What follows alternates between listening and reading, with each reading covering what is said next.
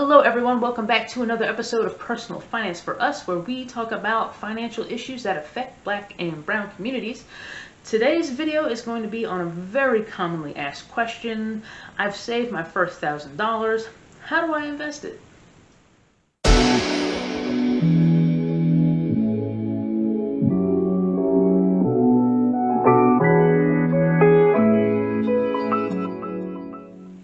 First off, congrats. I know for many people watching this video, this may be the first time in your entire life you ever actually had $1,000 just sitting, hanging out in your bank account. So for that, you deserve to be applauded. So now that you're there, you might be asking yourself, how can I make this $1,000 have some babies? Well, let's get the very cliche answer out of the way first, which is investing in self-development. Most people will tell you that because, well, $1,000 isn't a terribly high amount of money.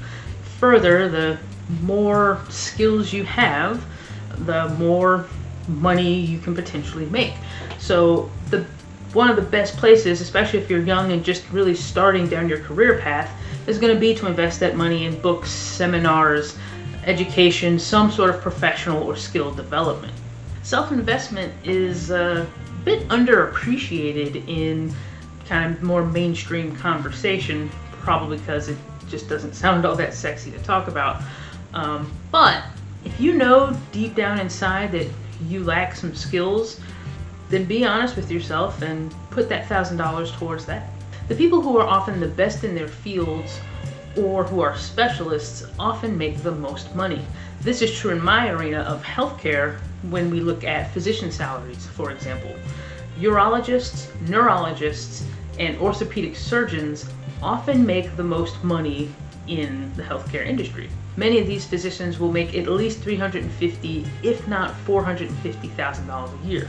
Now, contrast this with primary care physicians, and they often make less than $200,000 a year. The first three MDs I listed are specialists that perform procedures all day long. Contrast that with primary care physicians, and they more so need to know a broad range of things so that they can manage patients with a broad range of issues. They are more generalists, and they aren't doing high-level, expensive medical procedures all day long.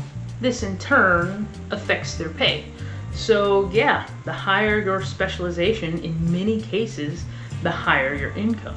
Okay, now that we got the cliche answer out of the way, what else could you do with this money? Well, I like thinking about investing from a layered approach. If you're baking a cake, it can't be lopsided and it has to cool before you can decorate it. If your cake is lopsided, the topper may fall off. If you try to put icing on it while it's still warm, it's gonna melt. You have to do the basics in order. Personal finance is absolutely no different. Now, people will say everything isn't for everybody, and to a certain extent there is some truth to that, but really when we're talking about starting with the foundation, that really should be the same for just about everyone. Before you get to a certain point in most things in life, you have to have the fundamentals down pat. So first in line is going to be your emergency savings fund. Now you might be thinking, Claire, that's not investing. And you're right, but it is insurance, and insurance is defense. And having that little bit of cushion there actually protects your investments. You know what the highest group of people that pull money from their 401ks are? 20-somethings. You know what the second biggest group to pull money from their 401ks are? 30-somethings. I think you catch my drift. Listen, let's be real. Stuff happens in this life, and to have an emergency fund means that you have a little bit of protection from when stuff happens. So it not only will serve as a bit of a buffer for you in general, again, it will protect your investments. The amount of times I've seen people ask, should I borrow from my 401k, or even seen people advocate for borrowing from their 401k is more times than I ever actually care to see or discuss, to be honest with you. In reality, if you had an emergency fund, that conversation doesn't even come into the equation. Now, the old thought on this was to have a 3 to 6 month emergency fund. I tend to be a little bit more conservative in this area and say definitely have at least a 6-month emergency fund, just because the economy is just ever changing. We know computers and artificial intelligence are changing things. I think the bigger the buffer, the better to a certain extent. If you're an entrepreneur, it's probably even a better idea to have at least a year's cash savings on hand. This, for most instances, will be enough for most people. Okay, so you have 6 months saved for emergencies. What next? Well, the next rung on the ladder is going to be, assuming you're debt-free, saving 15% of your gross income towards retirement. With that being said, if you haven't done so already, the next best thing is going to be to take that $1,000, go to a brokerage account, and open a Roth IRA. Now, I've already done a video on IRAs and what they are and how they can be utilized, so feel free to go ahead and check out that video if you aren't sure what an IRA is. To keep it super short for this video, it stands for Individual Retirement Account, and since you fund it with after-tax dollars, it actually comes with some very nice tax advantages, so definitely look into a Roth IRA. Now, once you open your Roth IRA account and you put that $1,000 in the account, you are now ready to buy some funds. And overall, I personally highly recommend you stick with funds over individual stocks.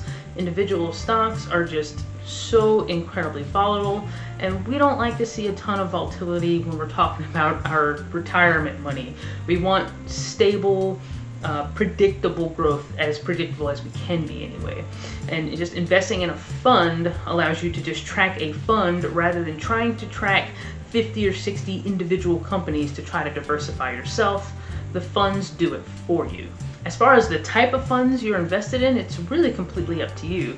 But I'll give a special shout out to a fund that I'm invested in, which is the FXAIX, also known as Fidelity's S&P 500 fund. This fund in particular is what's known as an index fund, meaning that it's a fund that is created to follow a particular stock index. In this case, we're talking about the S&P 500.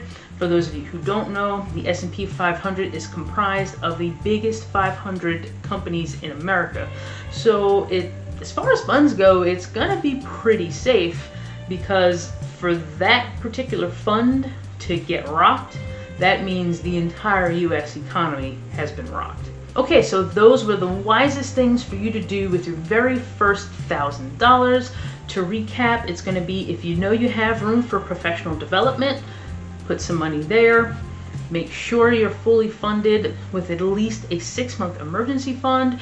And if you have not done so already, go ahead and open yourself up a Roth IRA to start thinking about that future, that incoming retirement. May seem like a far way off, but the sooner you get started, the better.